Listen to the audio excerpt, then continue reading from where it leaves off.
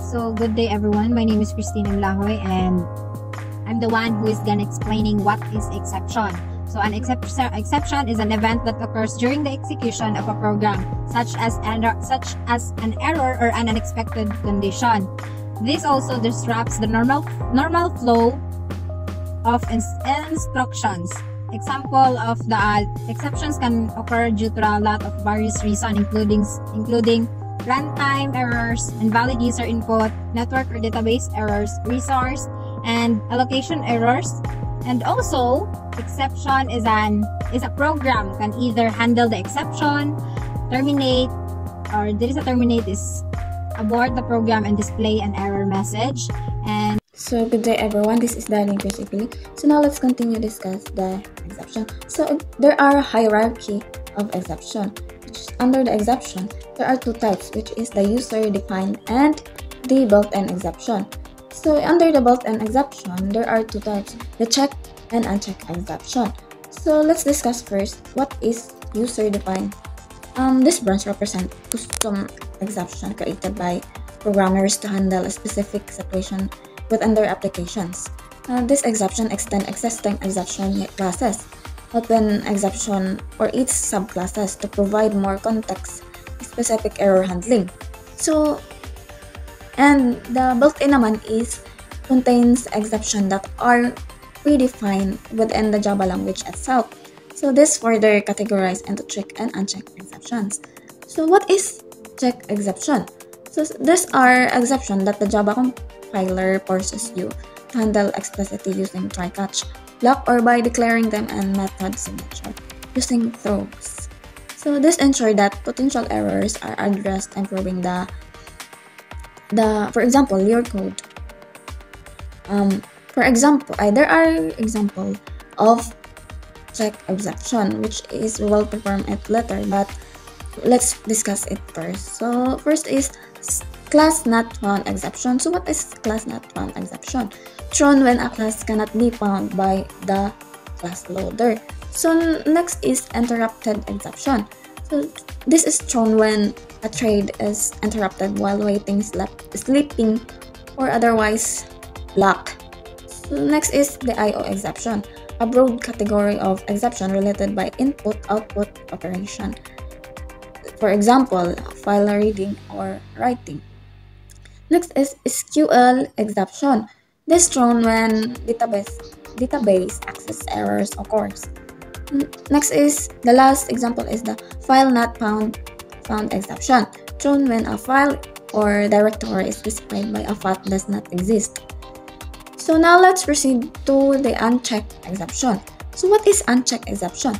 These are exceptions that the Java compiler does not require you to handle explicitly. So they are typically runtime exceptions that indicate programming errors. So for example, logic errors, null pointers, differences.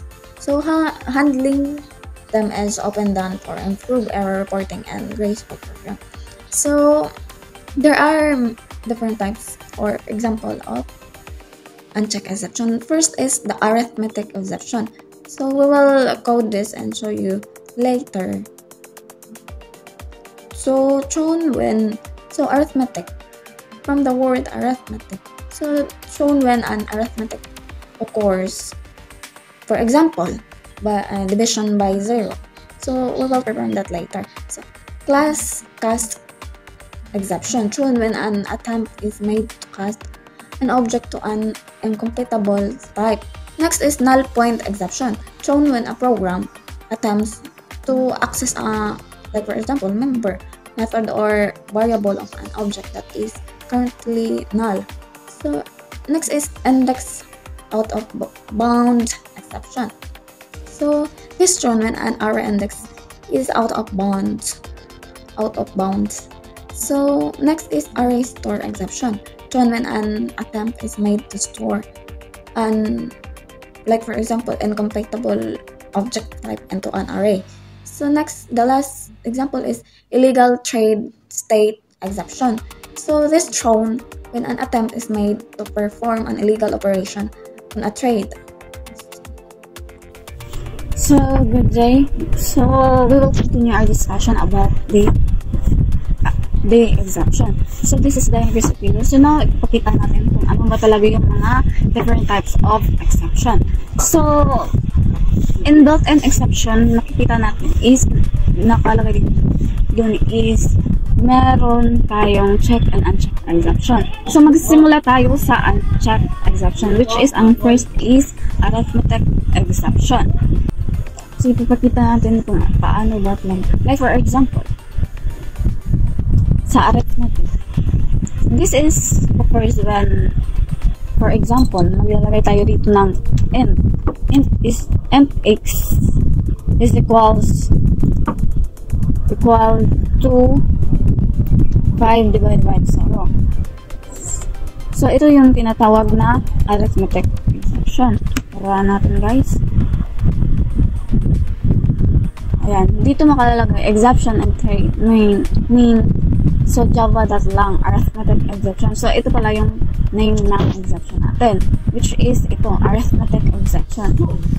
Arithmetic divide by 0. So, alam naman natin na ito is mangyayari ito during time lang. Hindi natin alam. Alam naman natin, di ba, na ang 5 cannot be divided by 0. So, ito yung nakalagay. Arithmetic exception. So, let's proceed to another example of exception. So, now, paano naman kapag, inputting invalid data type on a scanner? So, let's try this. Kaya muna tayo dito na java.qt. Kailangan big letter yung S, guys. Tapos, scanner S is equals to new. Kasi Java util yung inilagay natin dito. Kaya Java, hindi pala big letter. Java.util .in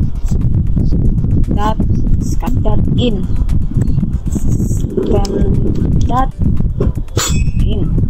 Huwag natin kalimutan yung semicolon. Tapos, dito naman sa baba is S scanner, which means next int. Dapat talakay ang I para hindi tayo mag-error. Tapos, huwag kalimutan yung open and close parenthesis, then semicolon. Teka lang, may error. Dapat hindi ito malaki. So, makikita natin semicolon. Kapag i-run natin yun, ano ang nakalagay? Example. So, di ba walang naman nangyari? So, kapag lagyan, dapat, di ba, ang tawag dito is input mismatch. What if, di ba, int yung nakalagay dito, dapat int yung ilalagay natin. Which is, pag enter natin, wala namang mangyayari kasi number yung in-enter natin. What if is yung natin, let's say 9. Kapag in-enter natin yan, so diba dito yun nakalagay yung exception natin, which is ito yung name ng exception, java.util input mismatch exception.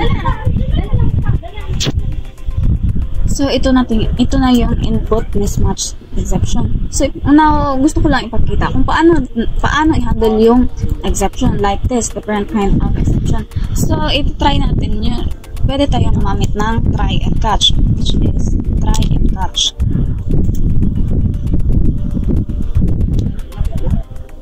Try and catch. Let's say, int x is equals to ito yung magamitin natin. Copy lang natin para mabilis tayo tapos paano naman meron na tayong try, so simula na tayo sa catch.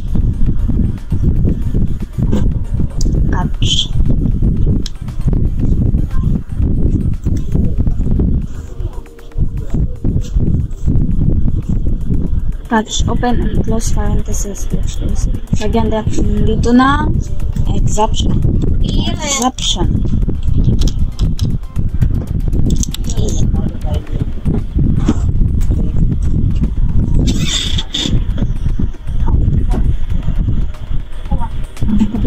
dito, ang ilalagay na lang natin is system.out. Magpiprint lang tayo ng, for example, kung ano yung, kapag mag-input tayo ng, like for example, character dito, input tayo yung ano yung sasabihin natin. Para hindi na to mag-pop up itong ganito. Itong exception and trade name. Then ito yung java.util input mismatch exception at ito. Hindi na to makikita dito sa ating console.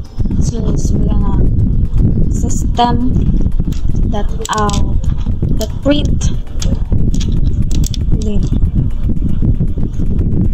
ano ba yun? So, let's say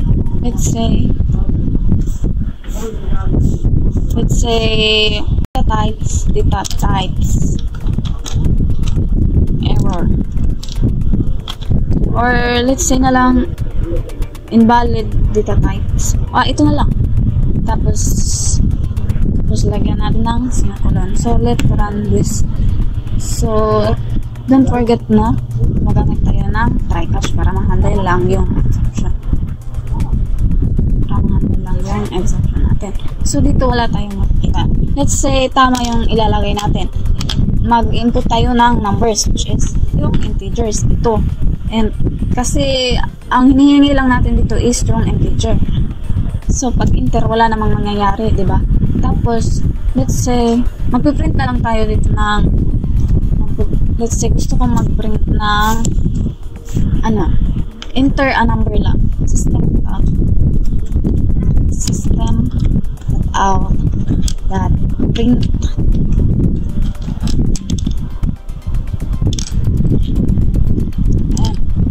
tapos let's say ang gusto kong sabihin is enter a number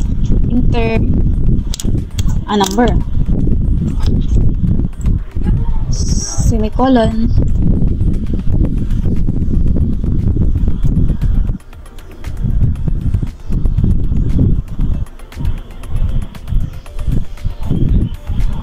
may nakalimutan tayo dito sa try natin.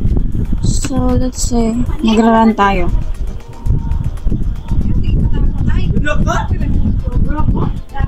For example, tama yung 5. Enter a number na naman. Let's say, mag-enter tayo ng characters, which is tiny. Pag enter natin yan, hindi na yung lalabas yung exception dito. Ito na yung lalabas, data type exception. So, ito yung pag-handle sa ating different types of exception. So, pinapakita ko lang kung paano i-handle. So, next, let's proceed to another exception.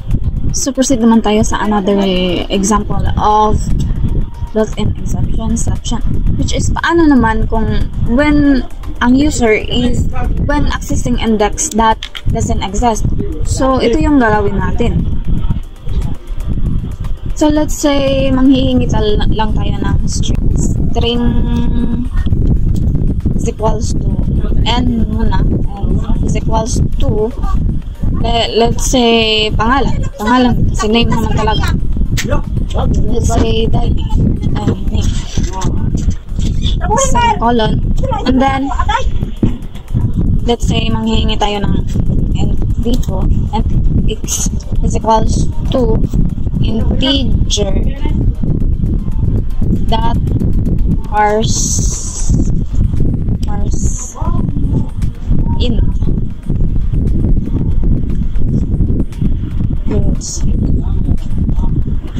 So, kapag ito yung maglalabas. What if tayo ng so, ito muna ang uunahin natin, yung character.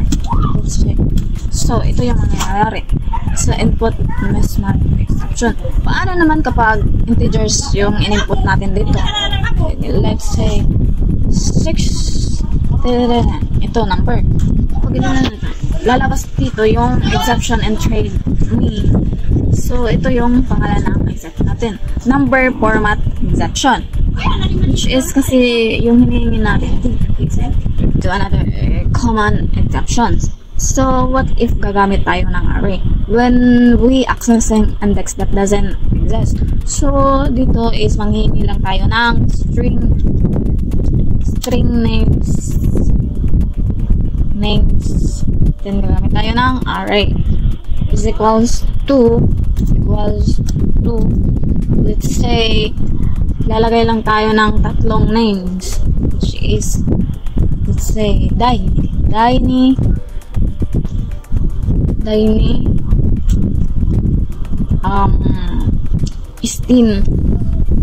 Christine. Then ang pangatlo is, let's say, Eliza.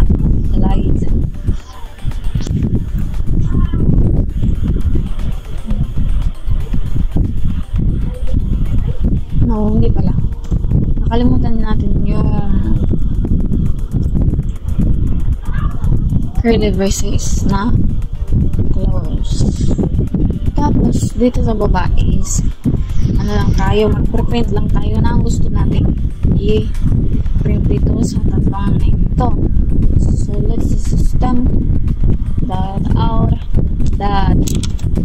.print is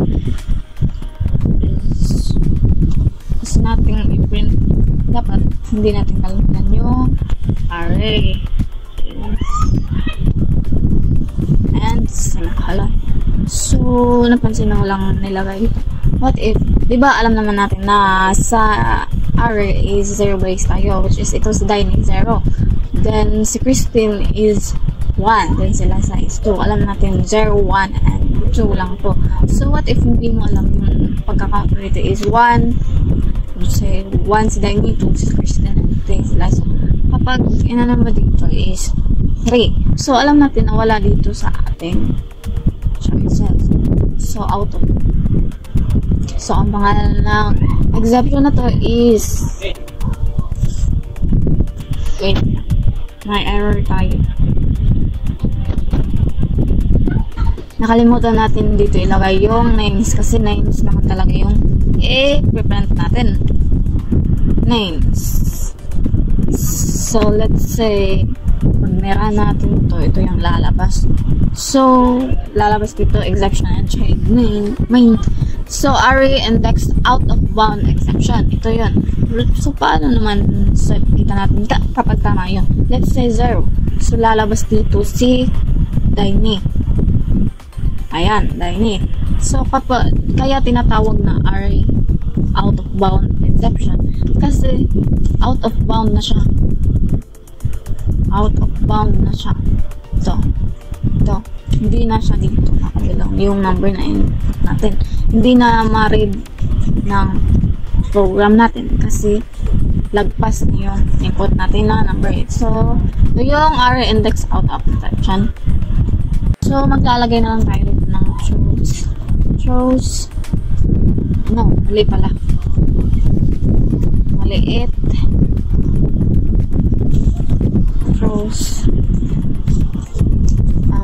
Let's say, class, ano na lang yung ilalagay natin dito, not found exception. Tapos, dito sa baba is, lalagyan natin, kasi maghanap tayo ng class. Say, let's say, class dot, let's say, nakalagay natin dito, non-existent. Let's say, non-existent.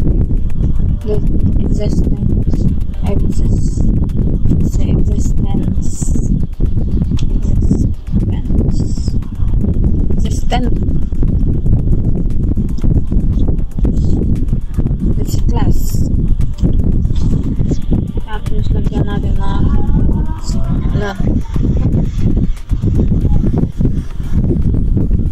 dapat malaki yung C natin, kaya na-error yan.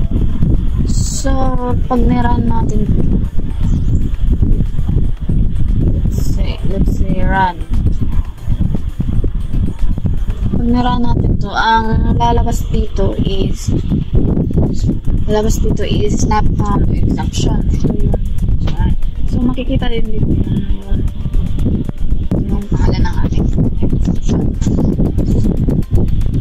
So, para mas naintindihan is, i-ano na natin, i-explain muna kung bakit natin yung dalawa. Then, lumalabas na yung natin. class not found exception, which is ito yung for example, wala kang load class that does not exist. Then posting, ito yung class not found exception. Dito, dahil dito. Tapos, ang throw natin dito is, ito lang yung SNB keyword lang natin para makagawa tayo ng itong class not found exception. Tapos, by running this code, we'll result in the exception being shown and typically printed as an error stack trace. So, diba po, yung file yung natin is, diba may print stack trace tayo, like for example, gagamit tayo ng IO exception. So, ang next step naman natin, or example, yung so let's proceed to the IO exception. Let's say, yung mga yung IO exception is, minsan sa pag-create ng file handling yun mangyayari. So, kaya nga, check exception. So, let's say, public, gagawa muna tayo ng let's say, dito is gagawin tayo ng shows. Let's say, java .io. Let's say, dapat malaki. Mali naman talaga. IO yan, hindi na siya nag-error. Tapos, gagawin natin dito is, what if may gusto akong file na i-read, which is ang gagawin natin para magkaroon ng exception, tayo yung gagawa ng exception text para maipakita lang sa inyo kung ano yung IO exception, which is in terms of file. So, file reader yung gagamitin natin, which is file, lalagay lang tayo ng file reader dito. Dapat mali itong e-reader. Then, let's say file is equals to a new file reader. Let's say file reader. Then, close it open parentheses. Then, let's say yung text ay maggagawa tayo ng exception is, what if mali yung pangalan or hindi nag-exist yung pangalan na ilagay natin dito. Let's say Dainy.txt. So, alam natin na hindi talaga ito nag-exist. So, ano gagawin natin gagawin? Ito. So, bakit ito nag-error? So, I think we need to import shortcut muna tayo kasi ito. We need to import. Kaya, ayan. Then, bakit ito nag-error? So, lagyan muna natin ng reader. File reader. Ayan. Tapos, ito na. Kasi file na lang. Kasi para wala nang error. So, nakikita natin. So, wala nang error. So, kapag nirun natin, so, this, lang. Lagyan muna natin na, let's say, reader. Hindi na siya mag-error. Tapos, ito. There, ayan. Pag nirun natin ito, lalabas doon is, ayan, file not found exception. Java.io. File not found exception. So, ito yung example of IO exception. Actually, is kapag sa file na ang ating so, that's all the examples of exception. They check ang exception. So, alam naman natin na ang exception is nangyayari lang kapag sa Java, kapag ang program is there are something wrong na nangyayari during the execution of your program. So, they represent or exceptional situation that normal flow of the program cannot handle. So, madali lang naman talaga i-handle yung mga exceptions. Ito lang naman ginawa kanina, yung simple pag-handle sa exception. Like, for example, yung try catch. Is hindi ko naman talaga yung paano. Kasi natin dito is malaman lang yung different type of exception. Paano mangyayari yung exception? Paano mangyayari kapag there are exceptions sa. So, that's all for today and thank you for watching.